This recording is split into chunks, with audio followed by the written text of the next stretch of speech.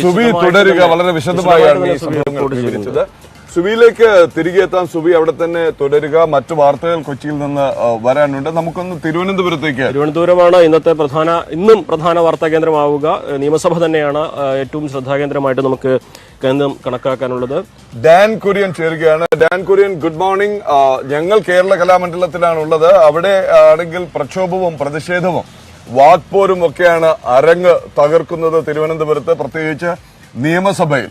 ഇന്നത്തെ അടിയന്തര പ്രമേയം സംബന്ധിച്ച് എന്തെങ്കിലും സൂചനകളുണ്ടോ? പ്രതിഷേധവും ഈ ഏറ്റുമുട്ടലും തുടരാൻ അല്ലേ സാധ്യത? ഡാൻ.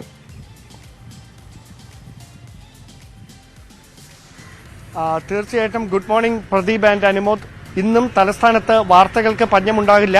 നിയമസഭ തുടരുന്നു എന്നതാണ് ഏറ്റവും ശ്രദ്ധേയമായിട്ടുള്ള കാര്യം. നമുക്കറിയാം, കഴിഞ്ഞ ദിവസങ്ങളിലൊക്കെ മുഖ്യമന്ത്രിക്ക് നേരെ പ്രതിരോധം തീർക്കുന്ന ഒരു നിലയിലേക്ക് പ്രതിപക്ഷത്തിന്റെ പ്രതിഷേധം കടക്കുന്ന ഒരു സാഹചര്യം ഉണ്ടായിരുന്നു.